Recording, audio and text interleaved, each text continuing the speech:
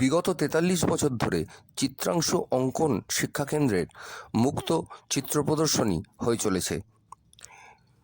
সংস্থার কর্ণধার তথা হুগলি চুঁচুড়া পৌরসভার প্রাক্তন চেয়ারম্যান আশিস সেনের উদ্যোগে এই মুক্ত মঞ্চে চিত্র প্রদর্শনী হয়ে আসছে।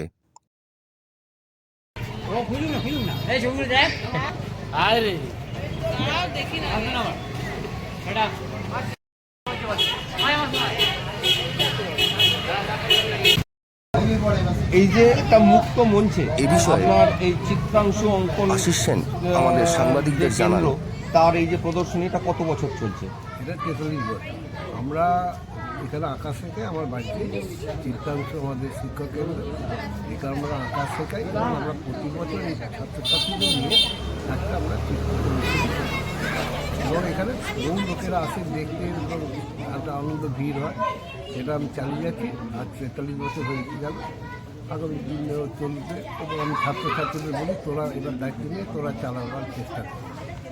আশিসবাবু, এই তো আপনার যেমন একটা পুরনো পরিচিতি আছে আঁকার জগতে, আপনি আজকে আপনার ছাত্রছাত্রীদেরও সেই ব্যবস্থা করে দিয়েছেন যাদের আঁকা লোকে দেখবে এইভাবে বা আগামী দিন তারা চালাবে।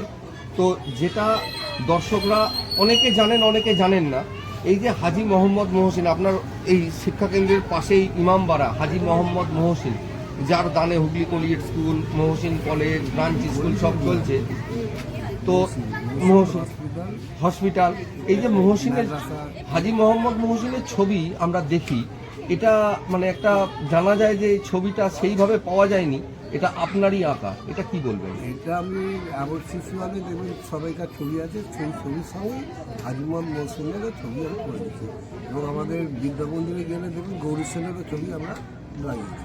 মানে এই ছবিগুলো সেভাবে কোথাও পাওয়া যেত না, তো আপনি এই যে ছবিটা করেছেন যেটা আজকে পুরো সারা বিশ্বে প্রচলিত ছবি, সেগুলো আমি জোগাড় করেছি, করেছি ক্লাব থেকে ছিল, সেটা বিরামবাড়ির ভেতরে একখানা ইয়ে আছে, সেইখান থেকে বসে বসে দেখে দেখে ড্রয়িং করি, তারপর ক্যানভাসের উপর পেন্টিং করেছি। এটা এমনটাই আমি করতে দিয়েছি, আমি সব ছবিগুলো আছে।